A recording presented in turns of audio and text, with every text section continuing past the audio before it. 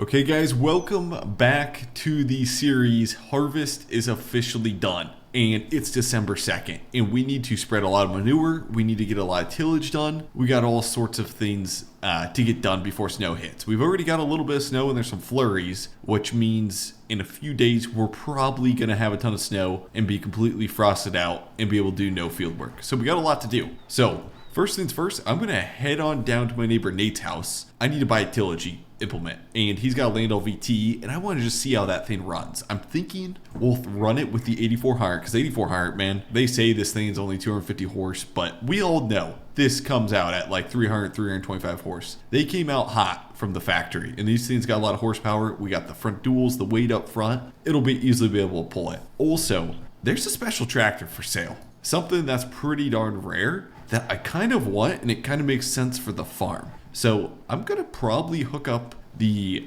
gooseneck trailer to the Power Stroke, and we may go buy that thing. I've got a lot of grain at the co-op that I gotta sell too, but I kind of want to buy this tractor. Hopefully you guys are all enjoying the roleplay series. We may have some new people coming on at some point. I got a dude in mind that'd be pretty sweet to have on. So hopefully you guys are enjoying it. Let me know if you got any ideas or anything you want like changed. Rex, you be a good boy now. Take care of the farm.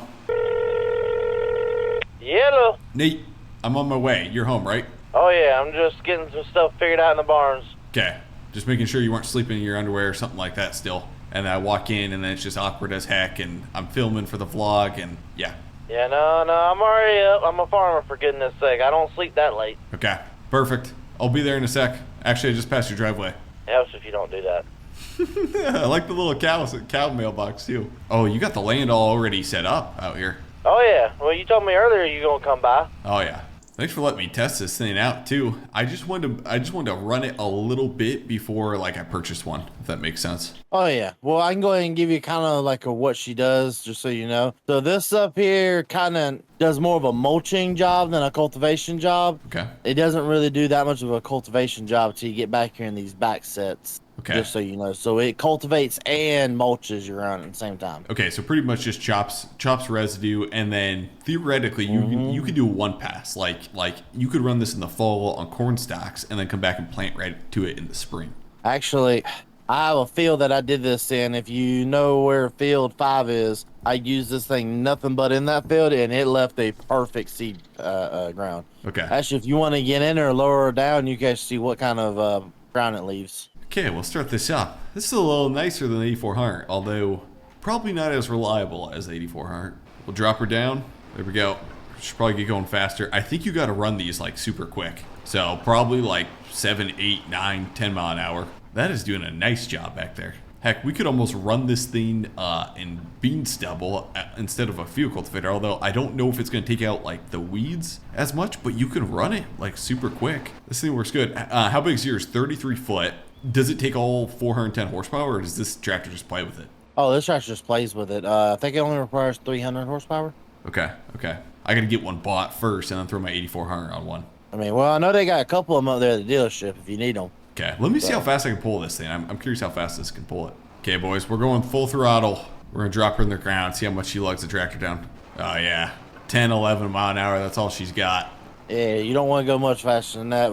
That's when you'll start putting ruts in the ground, though. Yeah. Oh, yeah, this thing is smooth. It's built heavy, too. That's the one thing about it. Like, you can tell the whole frame is just built super heavy. Nate, you run a giant cattle operation. How many head of cattle you got here? I run 50 head of cattle per pasture, and I run 8 pastures. So 400 head, I believe. Dang, you got a nice setup over here. This is actually like really manure spreader. Do you have a manure spreader, Nate? Because I might need to spread some manure at some point. You know, they don't really produce manure. Oh, really? Okay. They only produce slurry, and they don't really produce a whole lot of that as it is either. So not really. Gotcha. Yeah, the only person I know that runs manure would be Buck. Buck? So he may have a manure spreader?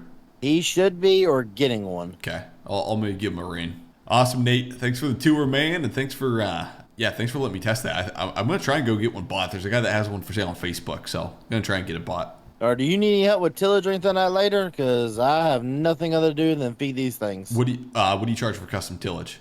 I don't know. What's a good price? I ain't ever done custom tillage before, bud. $30 an acre? $25 an acre? You can cover a lot of acres quick with a VT. $30 acre sounds good. That's actually a really good rate now that I think of it, but it's fine. 30 bucks an acre. Pays for the diesel at least. Oh, it pays for the diesel and yeah, a lot more. But okay, perfect. I'll give you a rain. Let me see if I can get this VT bot here. All right, sounds good. Oh, do I see a Kubota going down the road? Oh, I think that's Buck, guys. There he is. He's trying to run. He's trying to run.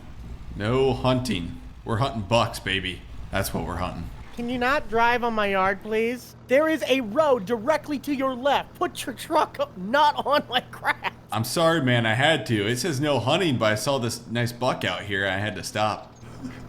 Can you please just move your truck, please? I'm trying to make sure my ground is good. Okay. One sec, Buck.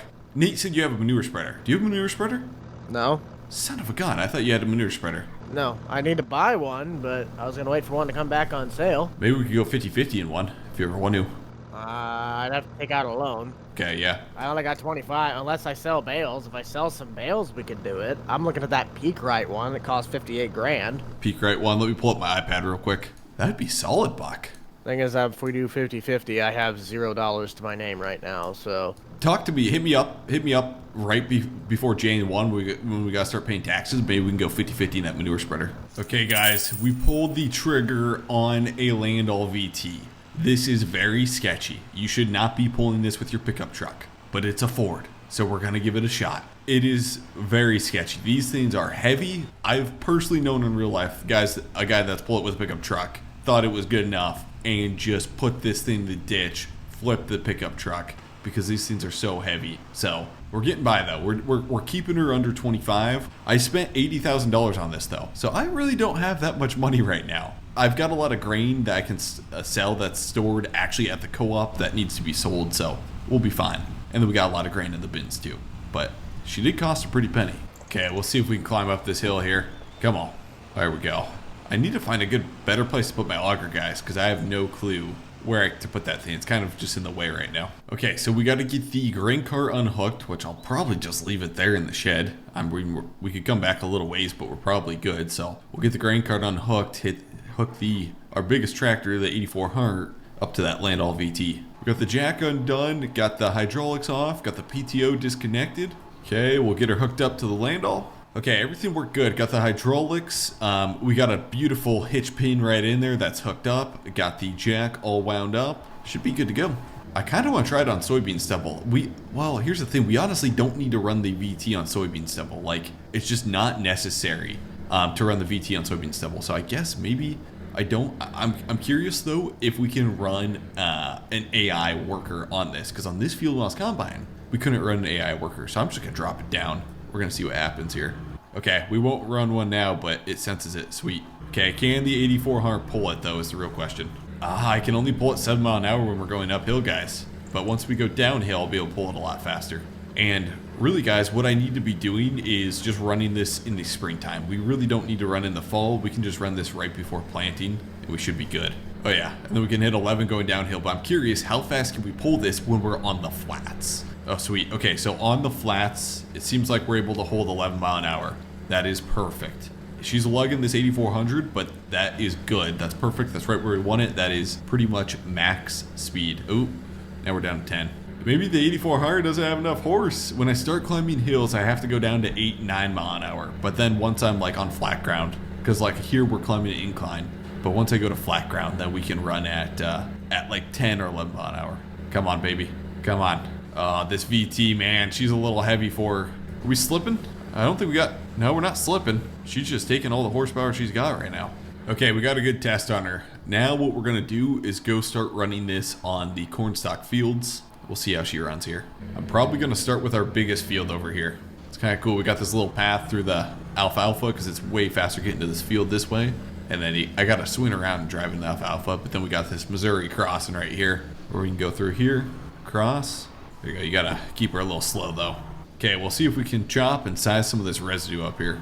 Okay, so far we're pulling her at 9 miles an hour. That's like perfect. Boy, the 8400 may not have enough horsepower, guys. Like on some of these hills, like I'm really struggling to pull this VT, actually.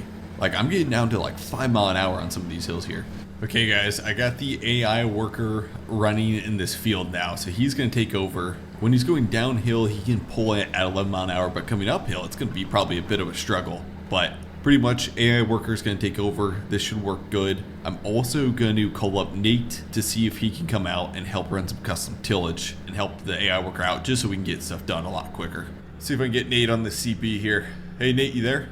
Yep, what's going on? Hey, I'm starting to run tillage. If you want, man, you come over and we can knock out this field a little faster. Alright, sounds good. Let me get done with this right here, and then I'll be right over there. Okay, guys, so what we're going to do is we are going to buy a ripper to put on the 8110. I'd love to buy a 9-blade, but we don't have the horsepower to pull this thing. Like, I need a 9RX to pull a 9 shank, not blade. They should be called shank, like 9 shank. So we're gonna get a 5-shank ripper, put it on the 8110, and rip the headlands, because that's where all of our compaction is on these fields. We don't need to rip the whole field, just the headlands where we load up with grain cart or semi. So I'm gonna get this thing bought. We're gonna buy this, and then we gotta go get the 8110 and put it on there. And our hired worker, Jerry, he's gonna run tillage for us.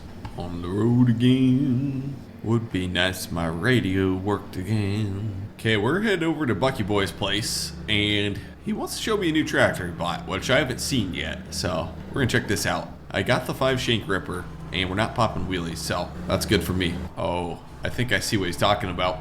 Buck bought a nice tractor for once. He bought a John Deere 8100, 2-wheel drive. 2-wheel drive with this thing. I wonder what he paid for it.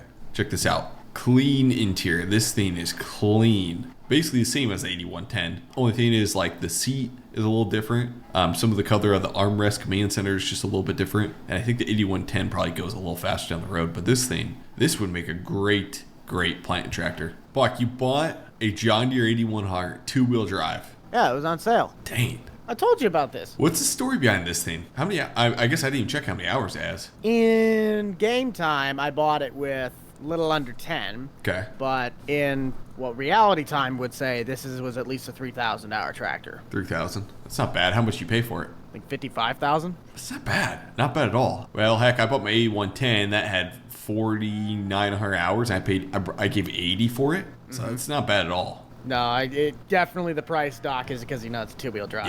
Yeah, 2-wheel drive really kills it, but no, it's a good running tractor. It's got the tighter turn radius. It's got the weight. It's about the exact same amount of power as the Kubota. And I'd say it's going to be cheaper to fix this thing than it is that. Oh yeah, no DEF too. Kubota's got that blue cap on there. Ugh, disgusting. You care if I hop in real quick and just give her a little test drive? Yeah, it's got all the same stuff as yours does. I just want to see how the 2-wheel drive is. Oh, it's nice. You can see a little bit better because it's smaller area covering the front wheels. Oh yeah, that turned sharp. That was the biggest selling point. I mean, this one does a relatively decent job, but that one's a little bit easier to get around the areas that I got in.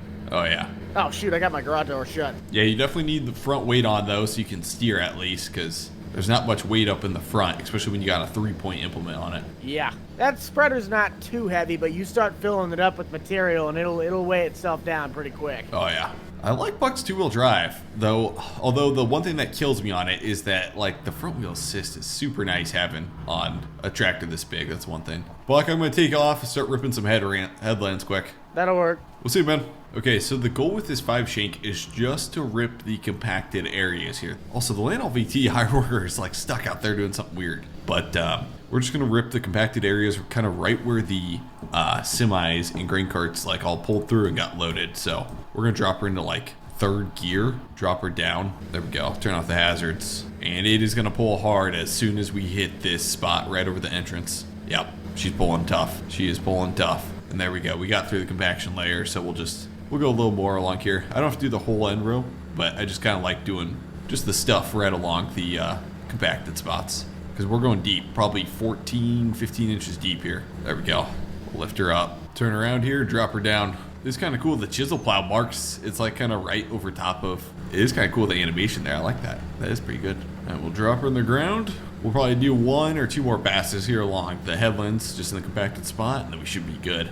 We could wait up the 8110 a little more, throw front duals, probably pull her a little better. I'd be curious how it pulls like a 7-shank though. Like it pulls this 5 pretty good actually. 7-shank, I'd be super curious how it pulls. Okay, we should be good for end rows on that field, and We're just gonna go down the road. Nate's actually ended up doing the bean stubble here. He's run custom tillage on the bean stubble, which I don't like to do in the fall, but it gets us ahead. So we're running the VT on the bean stubble. The only thing is it sometimes washes if we get big rains. Run a VT on the bean stubble or turn it black. You kind of like to have that residue there, but it's probably fine. It's good.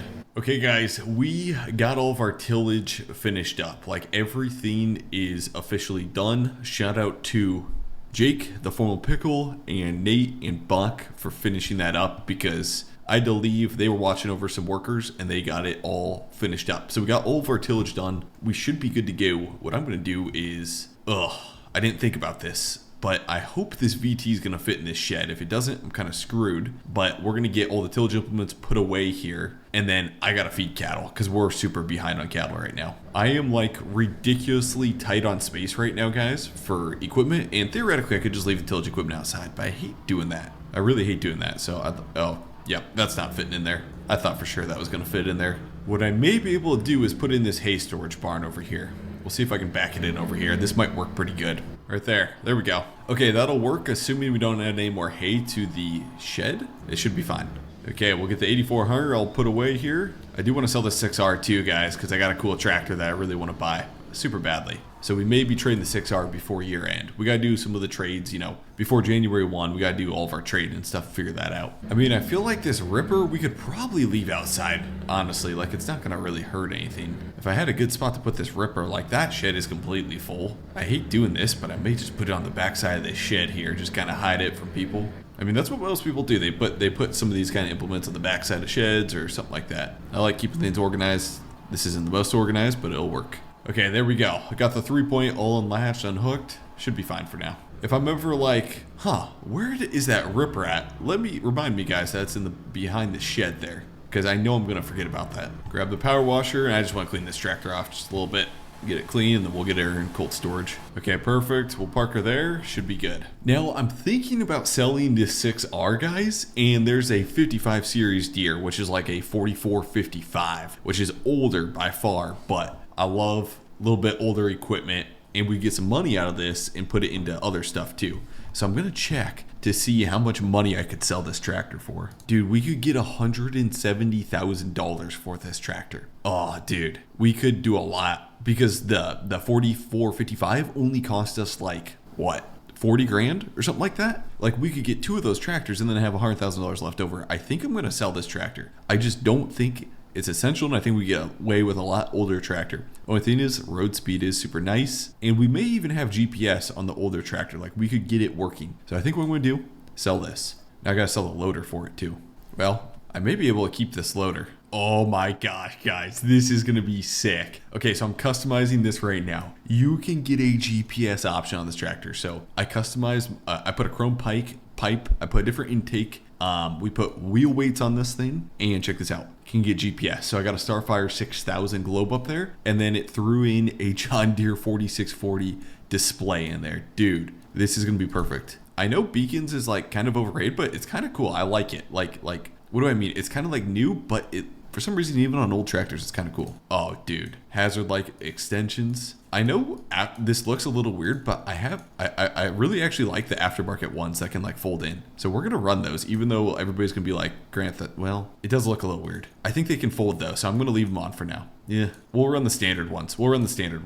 Okay, so we got everything here. I gotta make sure I got, so I'll throw on the loader shield. Okay, I put on the loader shield. I don't know if I can run a loader on this though. I'm not seeing like an attachment for a loader, which throws me off, guys. Okay, I'm hoping this has a loader attachment, otherwise we're kind of screwed here. Here we go, boys. Dude, this is a nice tractor. 4450.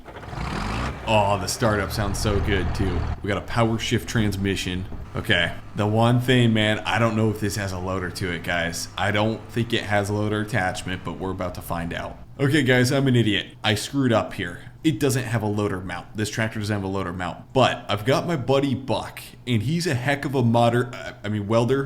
He's a heck of a welder, and he's going to weld on a loader bracket for me in the next video. Most likely. He's definitely going to weld it on. He's not going to mod it on. He's going to weld it on. And then we'll be able to run a loader on this tractor. And It should work good. Dude, this is awesome setup tractor. Power shift, and I can still run GPS. Gonna be a perfect haying tractor. And honestly, I should probably buy like 2 of these. So, plan is, next video, we will have a loader tractor. The only downside of this tractor, guys, is it only goes like 18 mile an hour down the road. It's pretty darn slow. But check this out. Got hazards, got the beacon, we got flashers. Oh yeah. Dude, this looks good. This looks really nice, actually. And I got $120,000 left in my pocket after selling that 6R. Hey, Bach, you on the CB there? No. I can hear you on the CB, you son of a gun. What? Hey, you're going to be able to weld up that loader bracket most likely in the next couple of days, right? Could, yeah. Okay, perfect. As long as you got the welder ready, I'll be there. I'll bring you over in a couple of days. Okay. Sounds like a plan. Stay safe out there. Okay, here we go. We made it home. We'll downshift. Transmission, still got her in a high gear. I don't know why I always back my tractors into the shed. It makes more sense not to back them in, but for some reason I always back them in. Okay, my cattle have a little bit of feed left in them. I'm hoping when we get that loader weld up the next few days, I can feed them some more. I mean, they got a little bit left to go, so it should be able to get them by for now. I wonder if I could lift a bale with this thing. Okay guys, actually, we may have a loader tractor to move a couple bales to get them some feed. The 3046R, I don't know if it's gonna work. We're gonna see. I might be able to lift, well, theoretically, I should be able to lift like one of these small square bales with this thing. Well, maybe not. Let's see what we can do here. Come on, baby. Let's see if this can lift it. Yeah, there we go. I'm only gonna go one at a time, but at least this will get me by for just like a little bit. There we go. We'll make sure the calves are fed. Perfect. And that's taking all the hay. We'll grab one more, and I'm gonna just take it to the cattle over there. This should get us by for just enough time at least. There we go. We'll drop that right there. Perfect. This little tractor came in clutch, actually. I didn't think it was gonna be able to lift it, but it's able to handle one bale pretty easily. Okay, we'll shut that door. Should be good. I'm gonna go shut the shed door so snow doesn't get in over here too, because I think I've left this open for a couple days now. So we'll make sure to shut that. Planter, I will be seeing you soon. Hopefully very soon. Hopefully the snow stops. We're planting in a couple months. Well guys, I think that's going to be the end of the video. Hopefully you guys enjoyed the tillage video. We got a lot done. And I and Rex will be seeing you next video. Right, Rex? Rex, he's out. He's out cold right now. But we'll see you guys next video. And thanks for watching.